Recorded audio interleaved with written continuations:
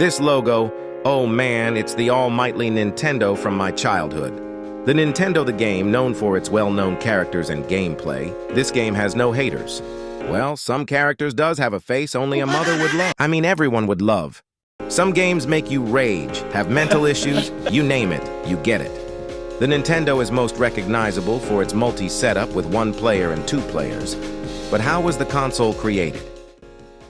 In 1889 in Kyoto, Japan, Fusajiro Yamauchi founded Nintendo, but it wasn't making video games back then. Instead, Nintendo started as a small company producing handmade Hanafuda playing cards now, either for research reasons or educational reasons is not sure, and these new gambling cards became popular in Japan. Nintendo has focused on gambling cards for decades, but the company has always focused on money innovation. In the mid-20th century, under the leadership of Hiroshi Yamauchi, Nintendo began exploring new business ventures, from taxi services to instant rice, before finally finding its true calling in the toy and entertainment industries. This company went through more changes than the FIFA football rules. One of Nintendo's first big hits was the Ultra Hand, which is very different from Mr. Hand. The Ultra Hand is a wildly popular toy in Japan. But it was in the 1970s that Nintendo truly began its journey into the world of electronic gaming. PlayStation and Xbox had already taken over the world during their hardware making, so Nintendo had harsh conditions. In the 1970s, Nintendo entered the gaming industry. They started with arcade games like Donkey Kong, released in 1981 and becoming an instant hit. This game introduced the world to a strange Italian mustache man, originally known as Jumpman. No, not that Jumpman, and marked Nintendo's rise as a significant player in the gaming industry. Nintendo launched the Famicom in Japan in 1983, later released as the Nintendo Entertainment System, NES, in the USA in 1985. The NES is the nostalgia of the gaming industry with its iconic titles like Super Mario Bros. Oh God, it's a thing of beauty. The number of memories and lore we all have with it, not even getting past the first Mario world and asking your parents to help. Because of Mario, Nintendo was recognized around the world. The 1980s were just the beginning. Nintendo started to create more games, which led to a boost in attention and value. The 1990s are often referred to as the best phase of Nintendo. In 1990, Nintendo released the Super Nintendo Entertainment System, SNES, which brought us classics like Super Mario World, The Legend of Zelda, A Link to the Past, and Super Metroid. The SNES boosted the Nintendo, offering improved graphics, sound, and gameplay over the NES.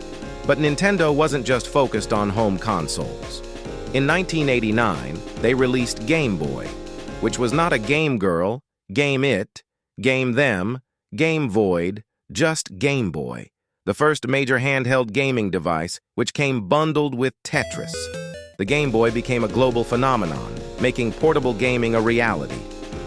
Nintendo continued to create with the release of the Nintendo 64 in 1996, which has the most sussiest design ever for your average Joe, introducing us to groundbreaking 3D games like Super Mario 64 and The Legend of Zelda Ocarina of Time, which are still considered the GOAT of gaming.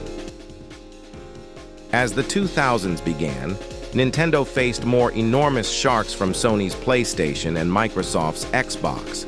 But Nintendo wasn't ready to back down and give up. Instead, they doubled down on innovation. So they basically gave up being competitive. In 2001, Nintendo released the GameCube, which had some fantastic games like Super Smash Bros. Melee and The Legend of Zelda: The Wind Waker.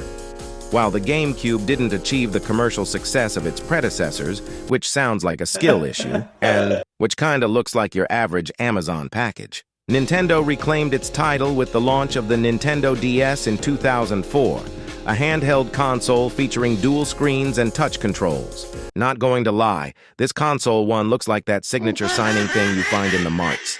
The DS became one of the best-selling consoles of all time. Then, in 2006, Nintendo changed the gaming landscape again. Oh God. How many design changes are they going? This time to this thing called the Wii. Bruh, do I have to say this? The Wii is a whole experience on its own. The Wii introduced motion controls. It looks like a Harry Potter wand, making gaming accessible to a new audience including families and casual gamers.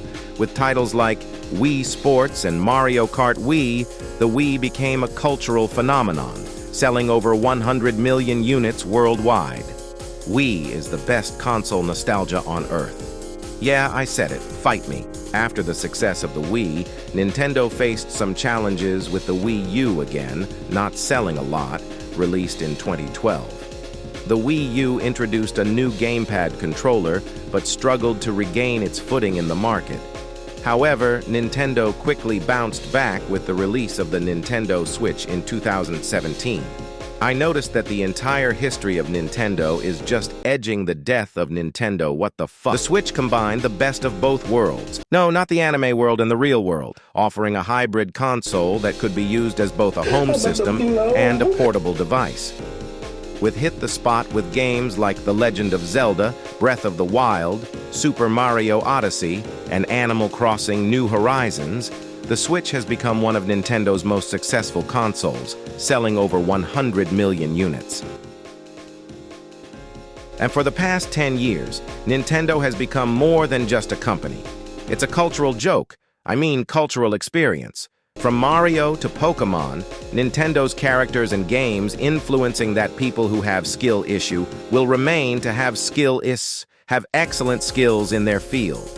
Whether through their innovative consoles, beloved franchises, or the community of fans they've built, Nintendo's influence on gaming is undeniable.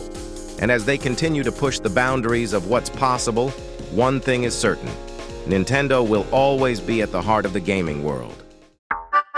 Or you could just play PS5, which has great graphics.